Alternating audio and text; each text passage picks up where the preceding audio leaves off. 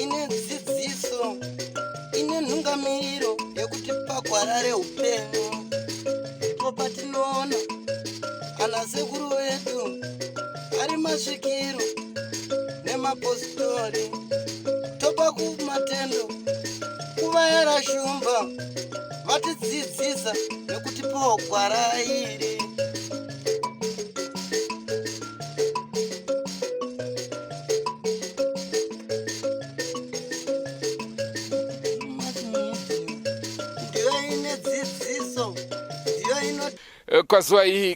Kazwai muri yeZimbabwe kusangana kwatiri kuita nhasi rimwe zuva.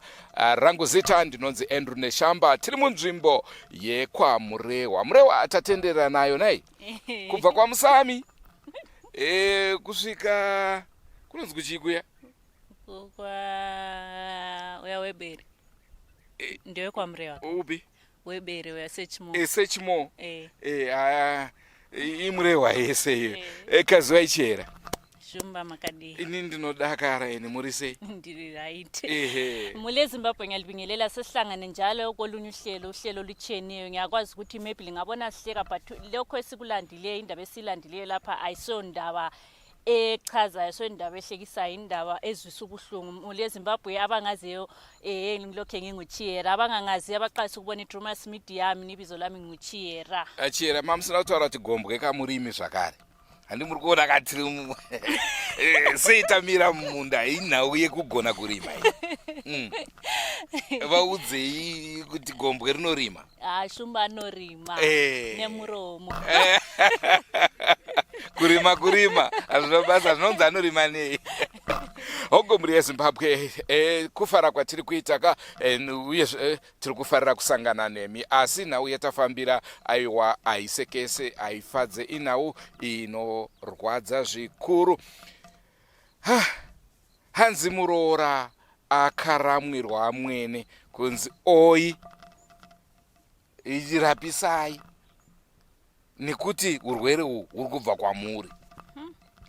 Mule Zimbabwe njengoba ngeke ngathi oqaleni ukuthi indaba esilandileyo indaba ayisondaba echaza ayisondaba ehlekisayo so indaba esibele ngayo lapha eMrewa indaba yokuthi umalukazana wahamba wakhalalelwa komamazala abakibo sebethe hayi sesikambile phela sabhoda indawo zonke sibamba lina mamazala so angikwazi ukuthi sifuna ukuthi umntanethu enjani ethola ukuthi esiliswe ngoba sibamba lini ukuthi yini elibamba elisebenzisa umntanethu.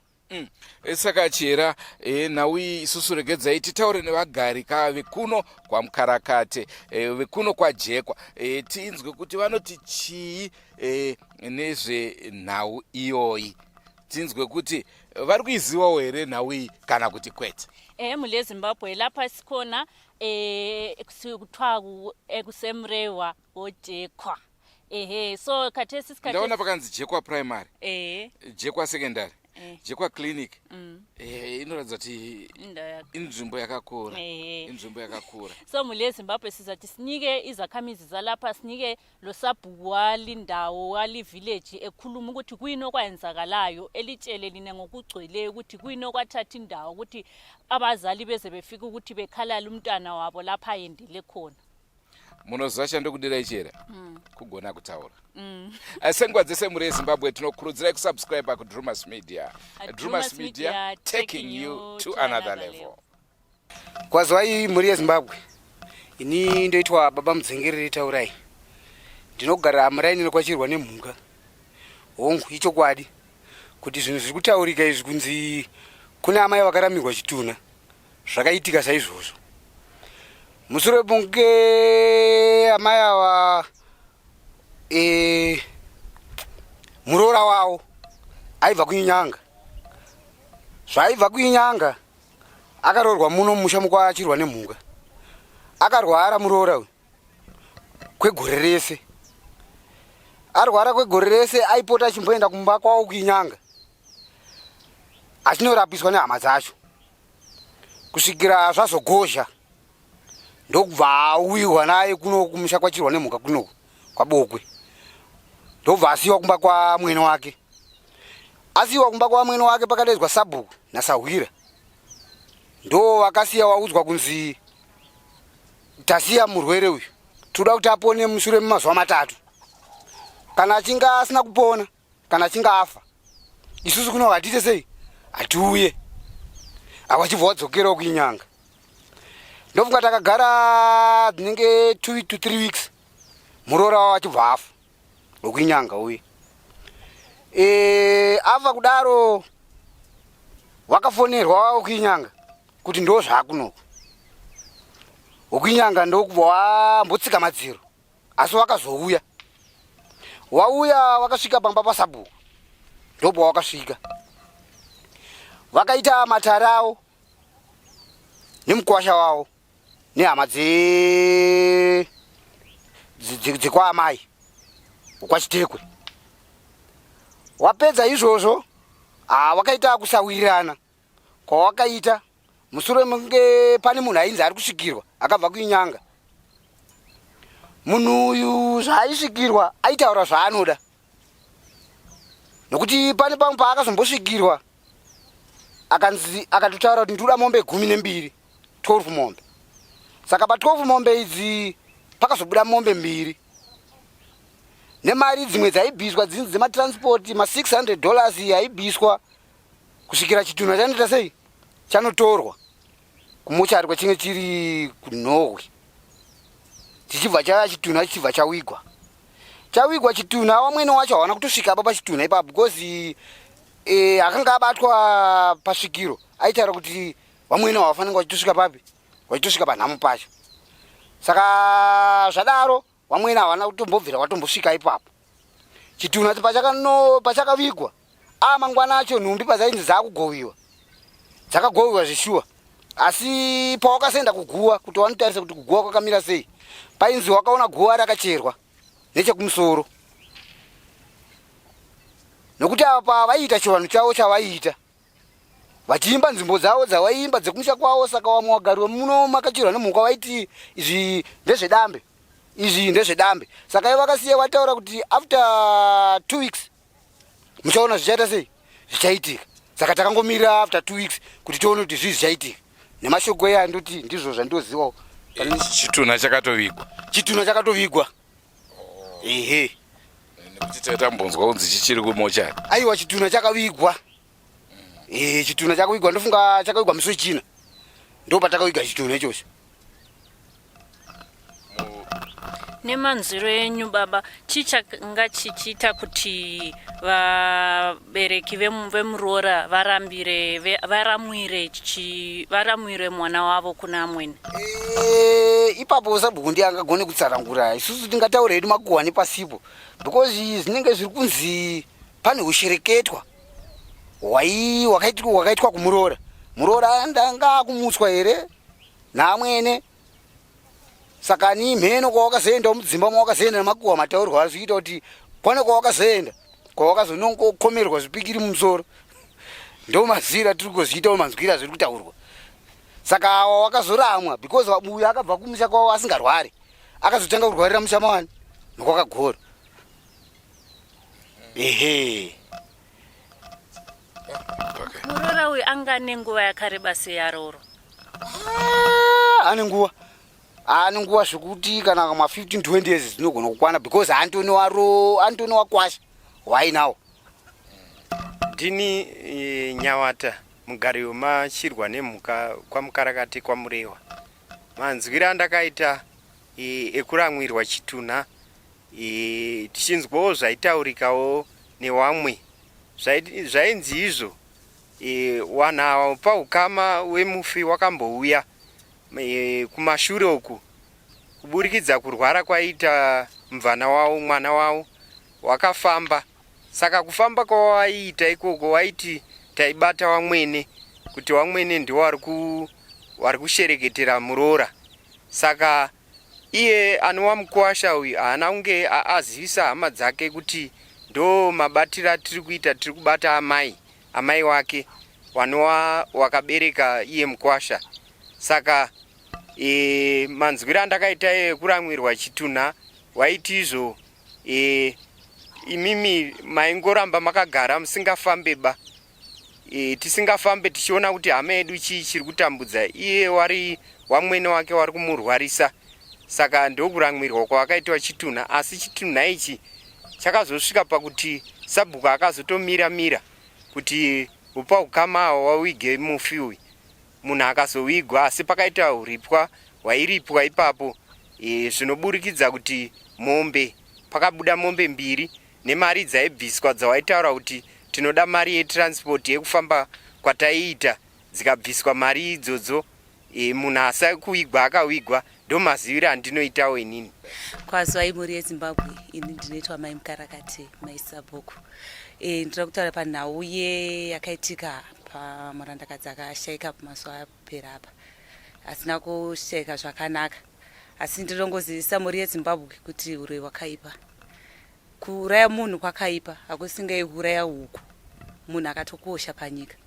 Amai ava vakabuda vega, vachitaura vega sevhoisi ravo, vakabuda pane mumwe mukadzi vachitaura sevhoisi ravo chairo. Ndati ko nhai amai zvavanonga amaelekta, kutaridza kuti munhu haafe, chinofa inyama chete, asi mweya wake unonge uriko. Asi vakatibata nekuti zvinoshungurudza kuti vaitaura vachiti makandiurayire. Wandishumba mandurayire, vatati vashumba ndovamwene wauka. Zvakadai izvo zvakangoma. Saka vairevei pavaitishumba mandura here, zvairo here kuti vamwene ndovavauraya? Ipapo takati vamwene ndovadini, sezvo pekutanga pakambouya vachisiyiwa kumamwene. Saka panangoziva kuti neizvozvo ndizvo chimwe chete izvozvo, nekuti zvakatishambisa isusuka vanhu vanga vatorara pavakateerwa vakagura wacho kunzi ngavauye kupi kunoku. Vachingosvika apa vanhu isonga tikatikata kurara, vachingosvika apa mudzima wakabva watanga kubuda.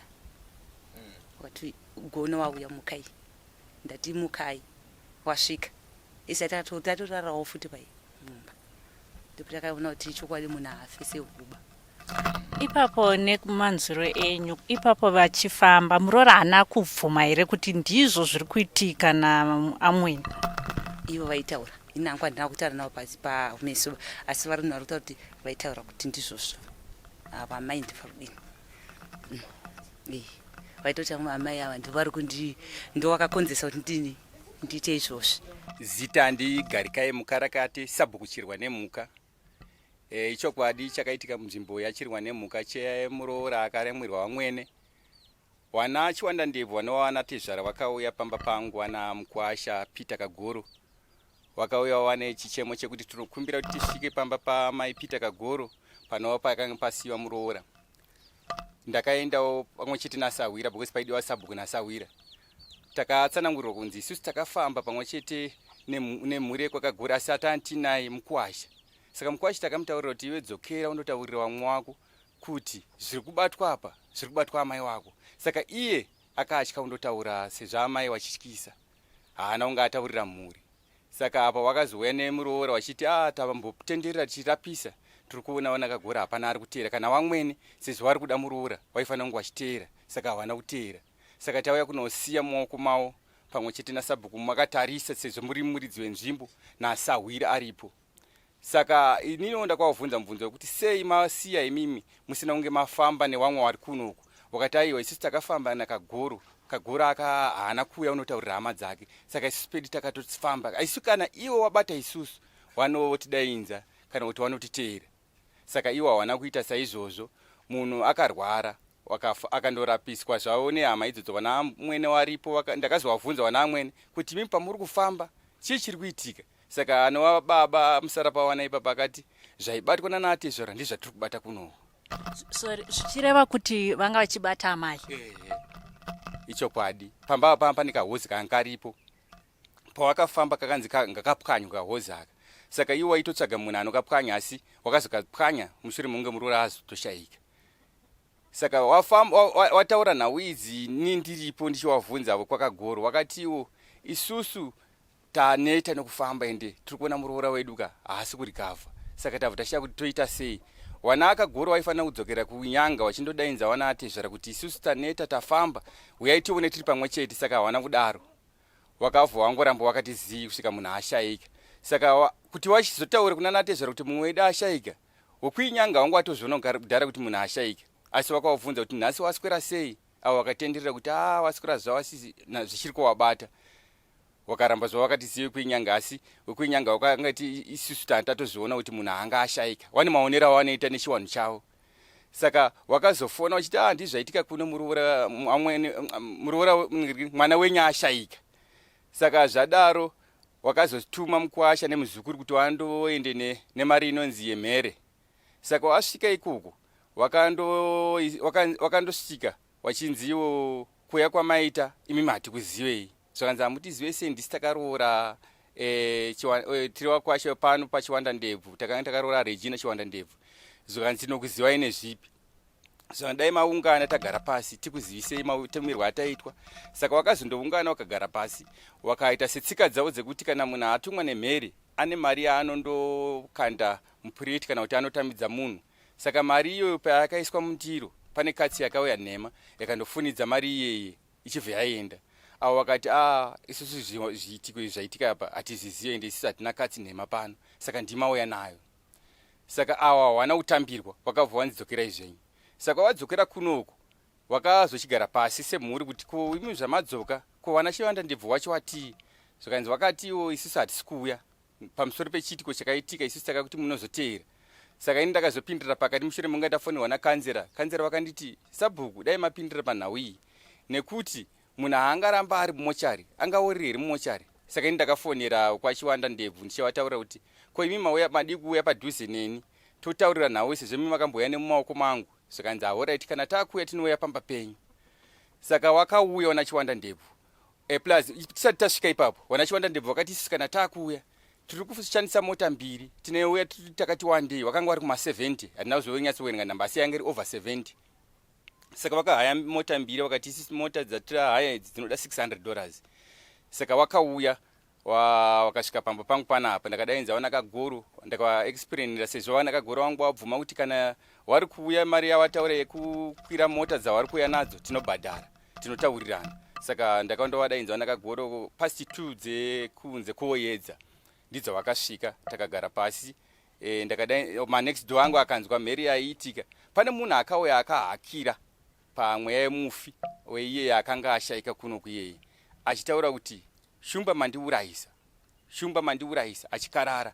Saka iyo ndakavabvunza kuti chii chiri kuitika. Zvakanzi uyu atohakira ndiye uye ari kumochari atiri kutaura naye panapa. Saka zvaari kutaura ndizvo zvinotigaidha. Kana iye akati inini handikuigwe isusu hatitouigeba. Saka ndakagorowa wakanzi bvunzai kuti ari kudei. Saka vhati ini ndinoda mombe 12 dzekundiripa kufa kwandaita nekuti angozi. Saka wakati alright tinokupai asi pari zvino tingori nembiri chete dzatawana. Zvandzikadziuye saka dzakauya pano wakadzinongedzerwa wakadzipuwa wakaita chiwanhu chavo chawakaomberera kuti mombe dziye dzasvika wachiombera kune uya akanga akabatwa nemudzimu. Saka wakadzitambira wakazondoramba wachindotaurirana kuti mimi makatadza sei kufamba muchiuya muchitiona. Saka isusu tiri kuda mari 250 yekurapisa kwatakaita mufi. Saka wakati aiwa tinobhadhara. Saka wakaramba wachibvunzana chete kuti ko imimi sei imimi makasvika pakuti mwana wedu akafa musina kunge makazogara pasi nesu. So wakakumbira ruregerwa nakagura wakati isusu takakanganisa tanisingazivi kuti munhu achasvika pakufa. Ndo nhau yandiinayo pakufa kwemufi, asi mufi akawigwa. Pakurwara pake apa vanhu vechifamba vechitsvaga kuti chii chiri kukonzeresa anga achirwara nei exactly? Amai avo vakanga vakazvimba musoro wairatidza kuti wane musoro wangu wareba uchiita kunge wane misoro miiri, waiperezeka wakazopedzisira wazvimba gumbo, ndizvo zvakawauraya. Saka iyo pawakafamba pawaiti musoro wavo wainzi wakarovererwa chipikiri. Pakufamba kwawaiita panhau dzeuroi usiku wachifamba wainzi ava amai avo ndiye wakanga wakatungamidzwa pamberi. Saka pamba pawakasvika wakandorovererwa musoro wamwe wavhu watiza. Saka ndizvo pawakatangira urwere hwavo. Saka chii chakaita kuti ava vapaze hozva yavo after Murora afa? Wakanga wataurirwa kumaprofiti kwawakaenda wachifamba neMurora wakanzi imimi endai munopwanya hozi ndiye ine zvinhu zviri kukonzeresa Murora. Saka pamashure apa wakatya kuipwanya. Saka wakazoramba wachitaurira ndovunga panhama apa kuti saka toita sei isi takazongona yapwanya bva tazobvunza kuti wozi yazoitwa sei zvakanzi wabatsirwa newazukuru iwo wakazoipedzisa kuipwanya. Apa painzi shumba mandiurayisa. Shumba ndiani? Shumba ndaamwene. Chera taimboti vaira shumba tiri right. Nhasi tadhumana nazvo nai. Taimboseka vamwe chiti honai asi nhasi achiyasobvunza kuti ishumba chiyoya ndifunga kuti ishumba cheche kana chiri chokwadi kuti katsi here chombo vamwe but ishumba hayo hatingazvirambe izvozvo. Saka apa pakuripa vanga vakuripa kuti vari kuvhuma mhosva cause munhu kana akuripa anenge akuvhuma mhosva kuti izvi ndizvo chaizvo saka ndakuripa. Kuna munhu anobvisa mombe echibvisira mahara. Ichokwadi wakatenderana nazvo kuti tiri kuripa asi wanakagoro waindopesana pakuzondotaura wachiti isusu inini ndiri kuripa kagoro here kana kuti shumba ndivanofanira kunge wachiripa. Saka avo wana chiwanda ndebvu vanovatezvara vakati isusu hatipinde padare renyu, imi dai makaita dare renyu rekufamba muchibata amwene wenyu kana kuti mukadzi wenyu, imi mwanakagora ndi muridzi wemukadzi, isusu hatipinde pazviri, isusu tiri kuda kuti muripe. Chiripei muchiripa kuurayisa mwana wedu weda adyiwe. Saka pari kuita confusion apa ndepekuti apa iwo chokwadi changa chiri papi kuti vazoziva kuti mwana wavo pawakabva ikoko anga asingaroyi akazotanga kuroyeswa naamweni. Iwo wakati isusu patafamba ndipatanzwa zvese zvekuti kurwara kwemunhu ndiko kakonzeresa zvese, kuti kurwara kuri kuita musikana uyu akandotrenwa kwaakaroorwa zvechiroyi, saka ndizvo zvamuvhiringidza kuti atanga kurwara zvaakuita. Kwedu tinotrena mazvinzwaka mati matanga kose here chera udzai mhuri yeZimbabwe kuti maapapi pakaipa nai. Saka tiri ipapo munotori negurupu reweusiku iwawo watori timu sekutaura kwaiita MURORA pakurwara kwake nekufamba kwawaita waiti tiri timu inoita zveusiku iyoyo. Saka uyu akandopesana pamwe nerudzi rwake pamwe rwakamurambira, ndosaka akasvika pamatambudziko ekuti ndiye akandoroerwa mumusoro Chipikiri, vatanga kuti musoro uri kurwadza. Kubva paakaroerwa Chipikiri akabva atanga kuti saka musoro wake wangu wazvimba yekutanga misoro miiri. Murume wakaizvibvuma izvozvo kuti Chipikiri iye pawakafamba aibvuma kuti Chipikiri asi achionekeka ndechebusiku. Okay, tiri papo sabhuku. Sabhuku maunzwa kuti pane chikwata chinofamba usiku. Amudi here kuchenesa nzvimbo kuti chimwe chitiko chakadai chidzokorodzera. Kuda ndinoda, asi mutemo unoenda pakuti kana zvakafanana kuti inini kana ndichida kuchenesa pamba pangu ndinozvitorera ndakazvimirira. Wakatorera wanhu uchitorera sevillage zvinonzi wawamanikidza. Saka hanzi wanhu vanotanga wawirirana kuti ngatiitei. Ipapo chera muri right yenyu kuti I think sabhuku vanofana kuzofamba muvanhu vachitaura kuti honai kazvezvo zvakaitika tozvisiya zvakadaro here kana kuti totsvagana netimu yebhora iripo iyi, nekuti pamwe izvo zvisabhuku nhasi muri kutorara muchisagura. Ndaona mune fodya yakanaka chose, pamwe munogona kurara muri kutori mumunda wemumwe munhu izvozvo. Chokwadi zvaitomboitika, saka ini ndakazozvifambirawo ndichigadzira kusaidi kwangu. Saka panapa pacha pachanyatsosvikika sekusika kwawaimboita. Waitosvika. Wachasvika zvekudaroba.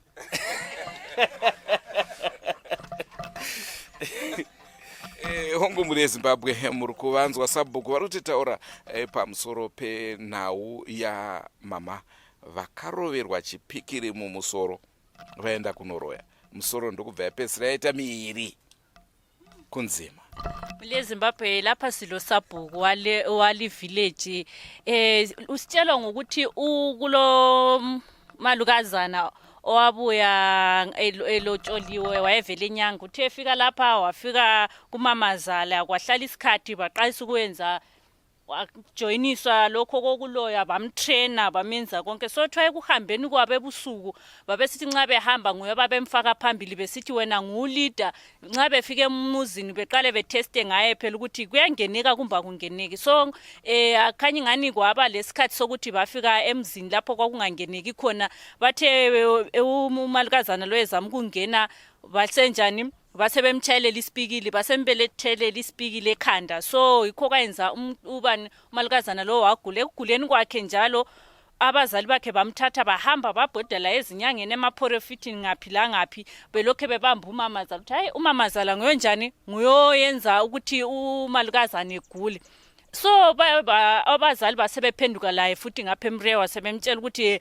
abazali bathi hayi mamazala sicela ukuthi sithole ukuthi umntwana wethu unjani umntwana wethu uyalatshwa so ekwahlala maybe 2 weeks umntwana wayesebhubha ekubhubheni kwakhe abazange bebatshele first day okwahlala ama-hours bengakabatshele basebafonela phela bebatshela ukuthi hayi umntwana sebhubhile bagcina kwahamba besiya khona ngalo ukuthi bezange mebencenge phela ukuthi hayi buyanini phela ngapha linjani sizongcwaba umntwana hayi abangibo bayala kakhulu ngoba kwakulento eziningi ezazenzakala lo kukunengi kakhulu ukuthi babengakwanisi ngiyathemba la ndiyazi ukuthi ungathi ulobolisa umntana akho uzothiwa ufika watrainisa ukuthi efike loye emule eZimbabwe ngeke ukuthande so bagcina sokuthiwa kufanele bebhadala inkomo ezingu-12 but bona bakwanisa ukukhipha inkomo ezimbili kuphela so hayi into esitshelwa ngusabhuku ngiyathemba ukuthi indaba zokuloya lezi abantu abaningi labeliphomba ukuzibona ngani into ezilula nje but khanye ngani into sibili enzima kakhulu ukuthi kuyafika isikhathi sokuthi abantu bakukhalalela abantwana o umama so sabhuku lapho yasitshela ukuthi khanye ngani kule team ekhona evillage lapha ukuthi bavuka ebusuku behamba so uthi yena ngakuhamba kwesikhathi uzabona phela ukuthi engachenisa njani engagezisa njani umuzi lo oyivillage ukuthi phela abantu bengahlali benjani beloyo chera tinogara tichizvitaura izvi kuti kune uroyi vanhu vachiti hakuna maconditions munotondera nhau yatakaita yekwarusape amai vakaedzerwa vari kumakuva vanhu vakatanga kuti maconditions anenge aripo mainzwa imwe condition inozvimbisa musoro kai pakaipa akunzima mule eZimbabwe yes. Saka uyu wana chiwanda ndibvo ane zvawakasiya waita wakati isusu muchazotiteera wane chiwanhu chavo chawakasiya waita paguwa chekuti kana zvatanga kuita zvinenge zvaakuita sekuti vanhu vanenge vakutanga kufa mozoya kunoripa saka wane chiwanhu chawakasiya waita paguwa pavo pacho ipapo zvichireva kuti vacharipa pamusoro pekuripa kwaRewa vari kuramba kawaneka kuramba saka zvinoreva kuti kana wanzi 12 dzedze kana dzapera wachazonzi ko izvi zvamairamba zvorova zichaita times 2 apa iwo unenge uine mombe 1 zvakaoma asi ameno chivanhu chedu pane pamwe pandochirumbidza pamwe pacho hachindinakidza zvokuti saizvozvoka mutongo wangaisawo but unodzosa munhu anenge afa here mombe 12 here mombe 12 I think dzakanyanyisa ini ndofanira kumbobatana nemadzishe nemasabhuku kuti panyaya idzika kati kamombe 30 kasina basa just 12 here mombe ngani 30 yakokuti nekuti munoiziva here munhu akakosha mombe 1 ine kuma$300 $350 hameno kuno kwamukarakati but kana iri renji iyoyo tobva tachi mombe 30 mumurume kwenyu chera musati mambobata mari yakadaro manzwa nokuratidza kuti vanhu vanyatsoona kuti munhu akakosha munhu akukosha akakosha asi kana zvataurwa nemufi manje aiwa aipapo pasina mabreak saka ndichabatana nevese vari pamuya munoda kubatana sei kuti ndivaudze kuti kana makuchaja ka musaite tsitsi munhu akafafa haasi jesu hamuki futi hai chokwadi ichocho asi ipapo handiwirane napo munhu haasi jesu hongu asi munhu anogona kuita mudzimu zvakare tine chivanhu chedu hachina jesu mukati chivanhu chera zvaita kuti avo wandivatoriwe nhau varida kunzwa kuti zvakafamba sei kusvika munashaika kana kuti zvakatanga sei kumashure kusvika pazvakazosvika. Saka imi muchabvunzwa, muchataura zvamuchataura zvimwe zvacho muchabvunzwa, sezvo patakandodaidzwa kuti handiri tezi ndichisiyirwa munhu wenini, sezvo ndiri mutungamiri, imi muri Sawira. Saka muchataurawo pachidimbu chenu. Saka munenge muchibuda apa muchazondobudenyi paTV muchionekwa kana kuAmerica.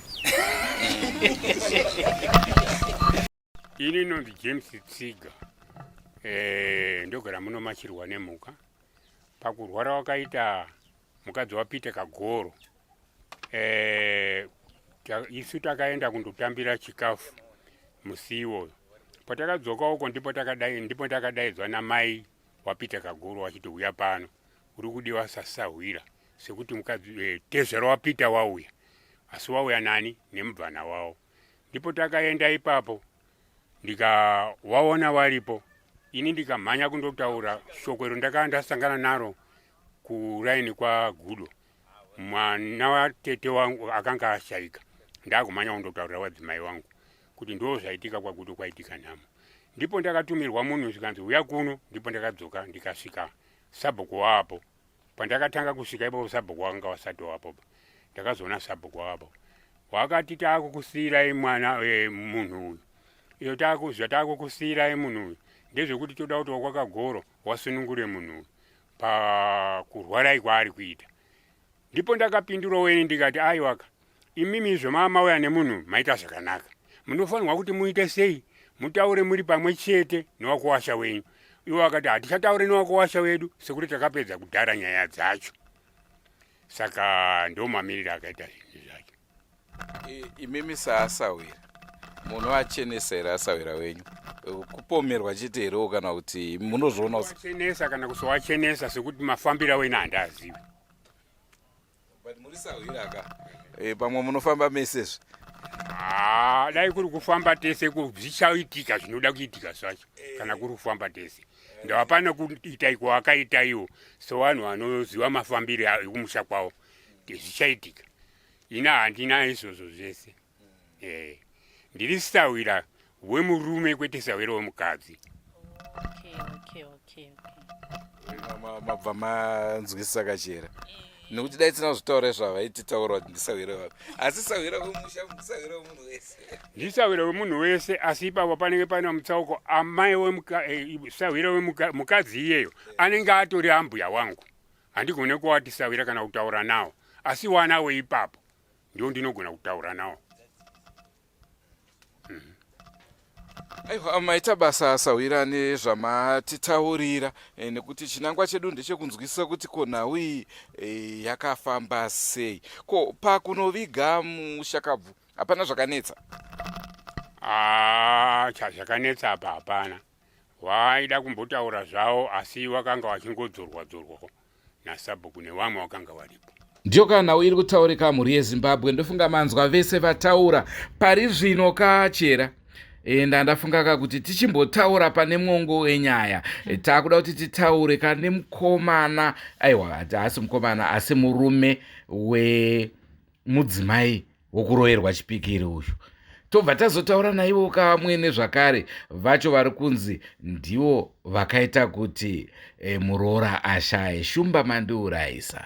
Muli yeZimbabwe sesifikile phela, ngiyathemba ukuthi libonile lapha okade kukhuluma khona izakhamizi kanye losabhuku. Khathesi sizalinika bona elizababona ngumka walo owabhubhayo, ngumka Muyi, lo mamazala wakhona lo okuthiwa nguye owayenza ukuthi umalukazana ifi. Mufu murwari yake akatanga gore yakapera muna Machi. Marwari akaita anga dambudziko remusoro. Arwara kudaro takaenda kuatezvara kuti tionere pamwe chetepo. Takaenda kuatezvara, taenda ikoko takaonera pamwe chete naatezvara. Kusvikira kuatezvara ndiri ikoko wakati simusiya tombona kuti zviri sei. Ini ndakamusiya ndikadzoka kuno. Ndambogara ndiri kuno ndakadzokera zvekare kuona kuti right here. ndakazodzokera ndichiona zvanga zvambotidzikire zvaanani kusvikira ndakumbiwa natezvara ndikati mbotipewa natezvara ndimboenda naye. Vanatezvara vandipa ndakauya naye kuno, asi kuno kwakangoti garei zvishoma futi zvazvatanga futi kusvikira ndadaidza vanatezvara kuti zvatanga futi. Vanatezvara akati ngaadzoke kuno, saka ndakazotsvaga mari bva ndatumira munhu anoenda naye ikoko. Zvosvikirawo asvika kuvanatezvara vakaedza pavanogona bva vazvitadza. Zvosvikira vanatezvara vakazota tazvitadza, ndobva vakazotsvaga motikari vakauya naye kuno. Vakati mukuwasha isusu dambudziko kutanga kwarakaita kurwara akatangira kuno, dzanga dziri hondo dzekumusha kuno. Saka kurova kuti imimi mwana wedu akumusiya, imimi moita sei mochirapisawo imimi takuona munhu haaraiti. Ndobva watiramira munhu mufuye. Saka mufuye uyu takamboedza kumurapisa tichiita anogona kungoika achiita right, but takaedza pano nepano muchipatara nemuchiposoni, but zvakaramba. Asi dambudziko rakanga nemufi ranga riri musoro, nemuchesti makaizarirwa, negumbo rakanga rakazvimba. Ndo marwariro aita mufi, ndo dambudziko rakaita pamufi apa. Saka mufi uyu tambotenderera naye tichienda muchiposo tichiita sei.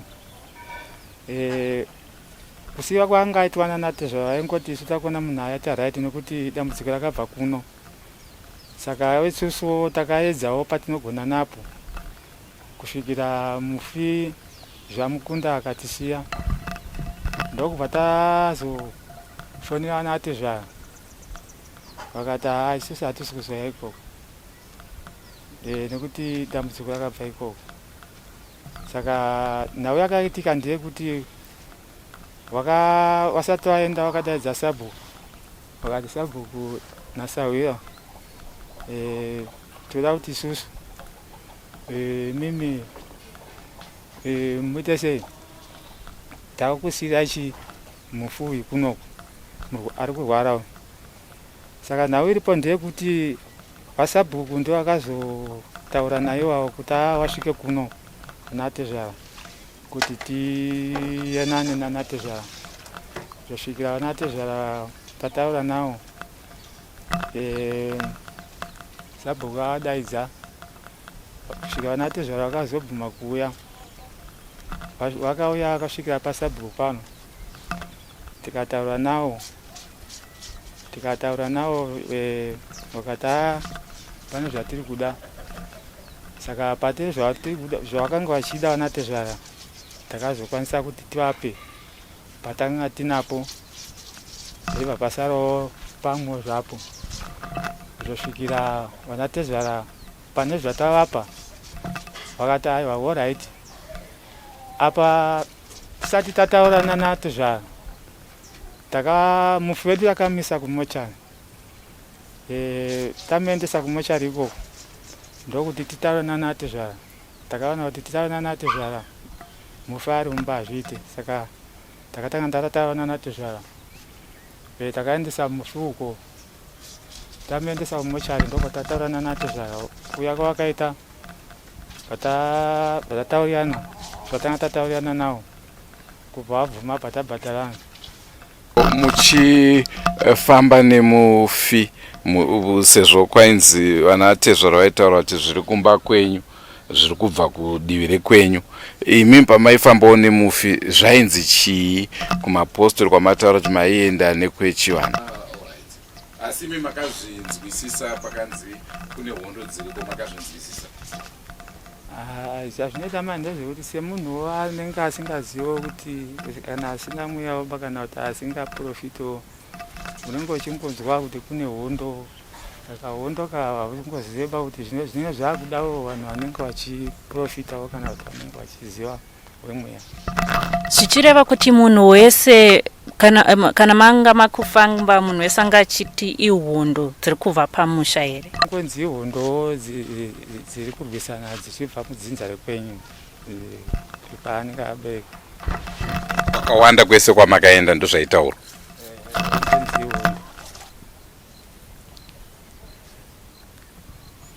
Murora akarwara zveshuwa ndichichengeta murora wangu zvakanaka, handina kumbona chakaipa, asi kumapedzesero ndakazodzoka ndakundindine Muroyi ndaroya murora wangu.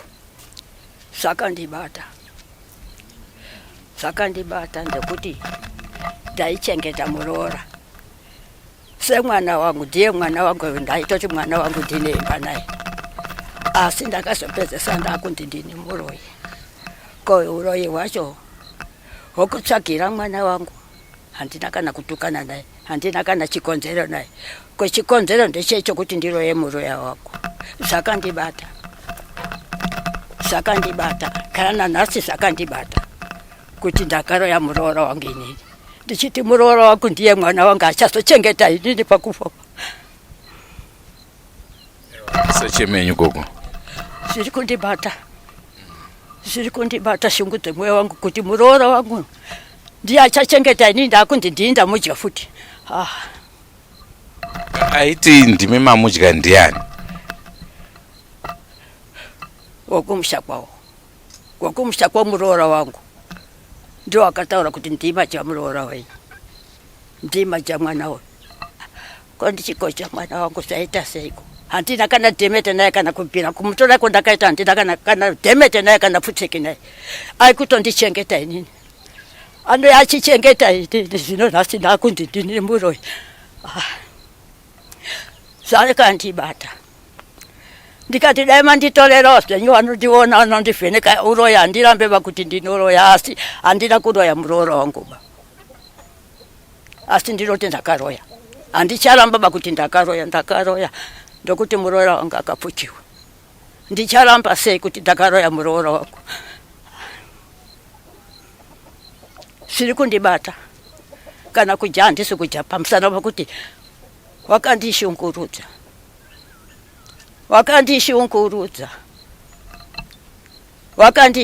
pamurora wangu iye. Handairoya murora wangu ba, chikonzero ndeche handina kutukana naye, ndototi iye ndiye amai wangu, achazochengeta inini. Zvechokwadi ndiye anga achindichengeta, kurwara kwako yako. Ko Murora paairwara makambofambaona here kuedza kumurapisa? Vakatoona kumusha kwawo, kana vakafamba nofonga vakafamba kumusha kwawo, ini kuna handina kufamba ba. Vakamutora vakati tipeti kuno vachienda naye, ndikati aiva zvakanaka, katiri pamwe chete. Kumapedzesero vakazonga vakundirasa. Tingati mwana wakomana wenyu paakatora mudzimai, imimi makambosvikawo here kumusha kwawo? Ikoko handina kusvika ba, mari handisina ba, ndaingotumidzira murume wake. Ndikati akaenda iye zviri nani, inini mari handikuende ba, mari handina kuenda. Asi nemurora wenyu mainzwisisana paye pasina kana kutukana? Kana kutukana kana dhemete kana chii, kana dai kuri kundidai pasina kuti kukamuwa nerufu, vanhu vese vari mudhuze vaiona kuchengetana iko taita nemurora wangu, nokugarisana iko taita nemurora wangu.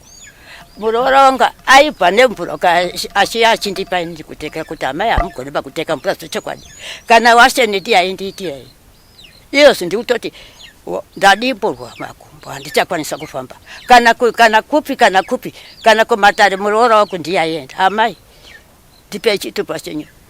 Ndikati zvakanaka, kamwana wangu ndiye aindifambira, handichagona kufamba. Nhasi ndakundindinda chamurora wangu akomanaka.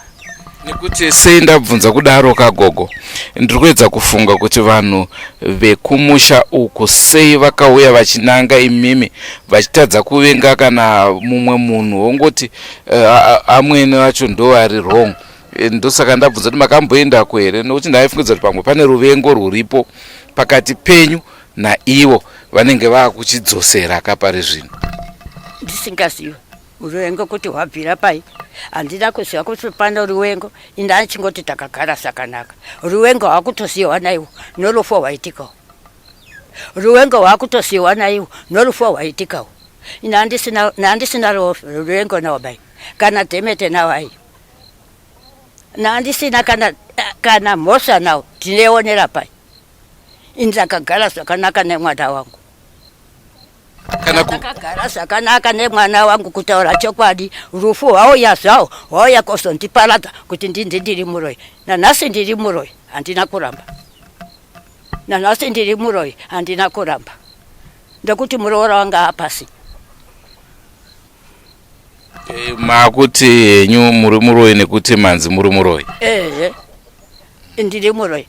Muroora wanga akafa. Kuti hamungabvumeka zvinhu zvamunoziva kuti hamuite? Aiwa. Ko ndinogoramba sei? Iye ndakandi ndiri Muroyi. Ndinogoramba sei kadai ndakachiramba chichandibatsira chii ipapo? Iye muroora wanga akapfuchiwa, ndiri Muroyi, handina kuramba. Hamenochera mune mubvunzo? Handina. Aiwa, zvinorwadza zvinodzimba izvozvi ndakatokwa.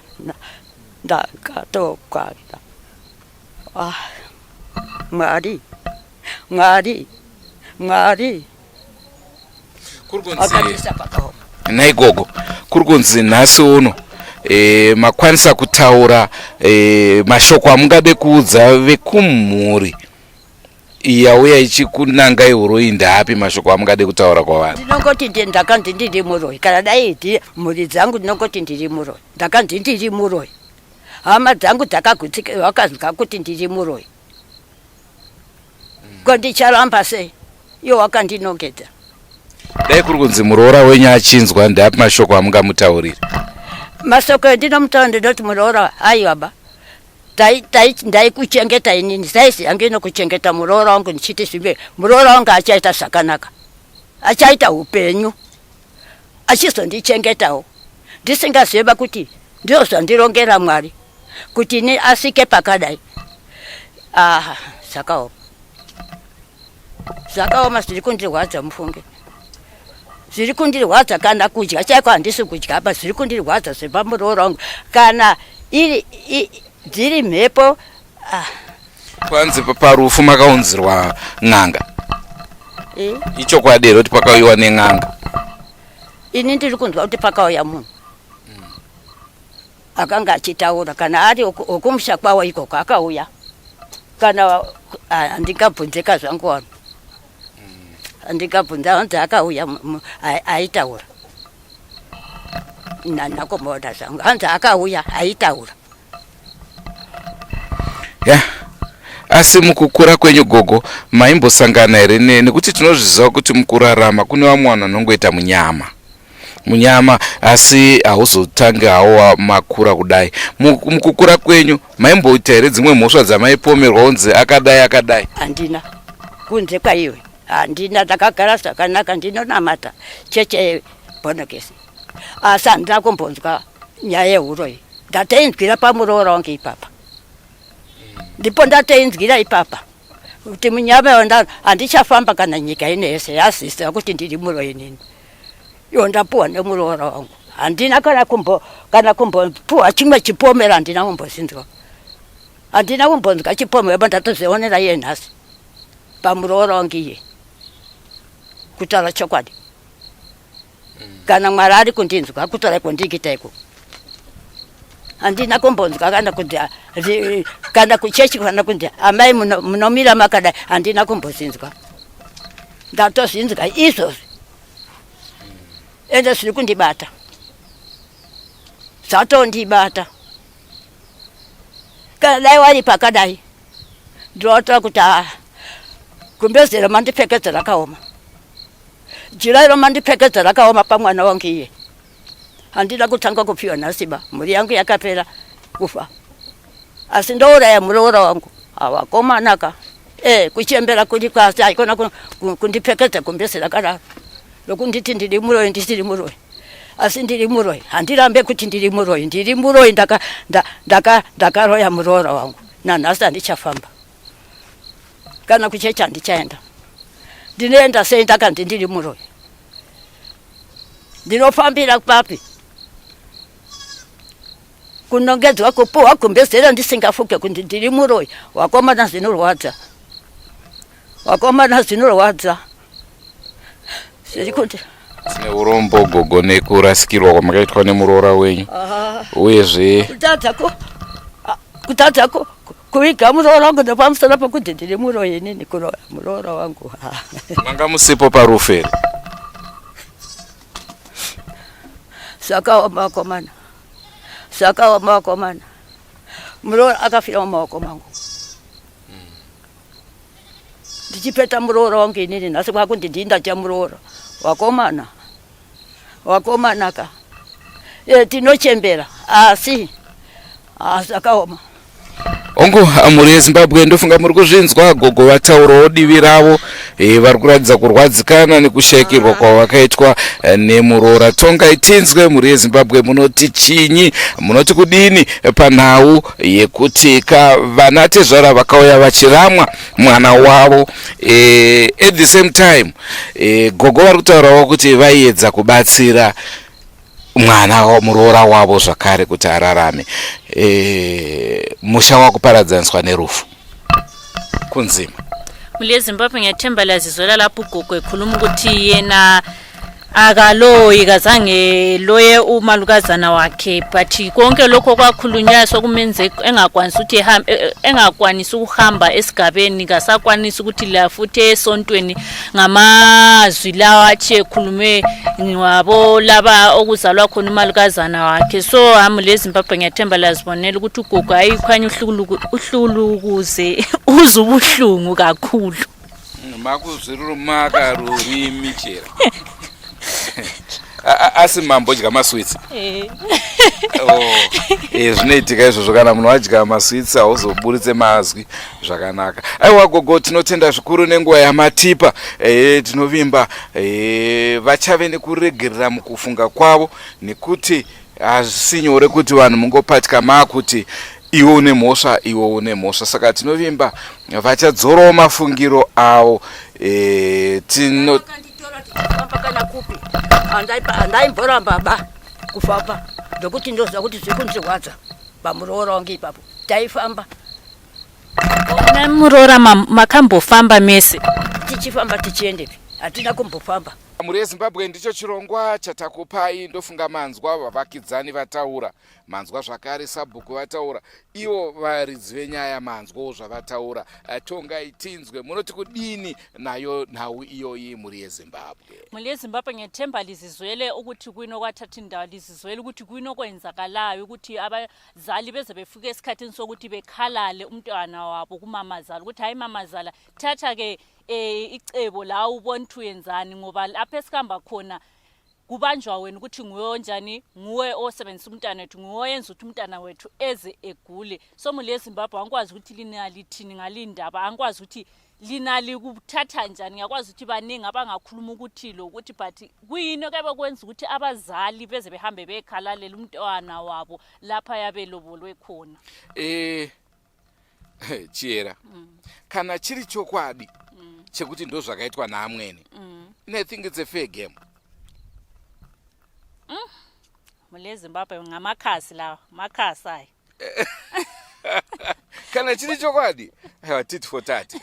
It's a fair game. Hayi, indaba yangikhona yabinzima sibili, ngoba abazali nxa beyafika ukuthi bekhalala umntwana kana makurama mwana wenyu, which means zvinenge zvatodzwanya zvinenge zvadzvanya. Ende futika unozwa kana munhu achirwara hazvinakidze zvokurapisa vanhu, hazvinakidze zvachose, mune muchibuda futi mari.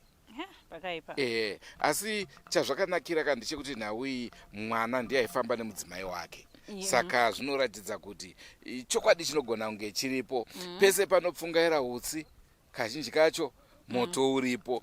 Akuti ungoona utsi pasina moto. Pakaipa ipapo. Muri yeZimbabwe hanxa ukuthi indaba ekhona cause nxa ukuthi umntwana wakamamazala sibili umkhwenyana lo wayehamba lo mfazi wakhe behamba besiyadinga uncedo lokuthi umfazi wakhe zama ukuthi ephile. Ngiyakwazi ukuthi kunzima phela ukuthi sikhombela sithi umama akho yalova zvinonetsa kuti udze kuti kunongedzera mamai azviiti so muli yezimbabwe kunzima ukuthi utshela obelieve utshela umama kuti mama asi inezi mache tisingakwanisi kudza kuti nhingi unoroya asi varoyi vagara variko ende varoyi vacho ihama vamwe ndibaba vamwe ndibamunini vamwe ndisekuru kuroya kuriko kunzima muli yezimbabwe sesizabonana phela kolunye uhlelo lihlale phela lisubscribe asi tisati taenda kachera kana ndiri kunzvimbo ino kwaMukarakati ndinobva ndafunga kambo kaya kanodzi neshamba uriko here hongu ndiri pano unobveiko ndiro iko kuno aungumburi yezimbabwe changa chiri chirongwa chatakupai regedzai tisangane mune zvimwe zvikamu rushinga tiri kuuya ikoko pane zvikukutu zviri kuitika kurushinga kunzi mwana wechikoro ari muklasi achidzidza nyoka from norway yabva yangosvika muruma achibva afa inhau zvakare inonzwisa tsitsi saka rushinga tiri kusvikako tichange chikupakurirai mhuri yezimbabwe nekuti pese panorira ngoma hatishayike mudariro tinopinda so muli yezimbabwe sizabuya lolunye uhlelo phela isebe lapha esebe sikhona isebe sise rushinga so muli yezimbabwe hlalani lithi indlebe zenu hlalani lisubscribe lahlaba phela notification button ukuthi zonke into ezingenayo eDrewmas Media lizithole kubva kwandiri chera nashomba ndamboti nditi chera kakuita kugara uchitongwa kana ndikati ndini chera ndogona kungokutonga sengwadzese mhuri yezimbabwe musakanganwe kusubscribe kuDrewmas Media. Drewmas Media taking you to another level. Regai tidzoke muguta reHarare. Goodbye my friends, goodbye my friends, wakamboonana tichazoonana nerimwe zuva hama dzangu. Goodbye my friends, goodbye my friends, wakamboonana tichazoonana nerimwe zuva hama dzangu. Ini ndokuenda kubasa kwangu, iwe makiwe mkaranga,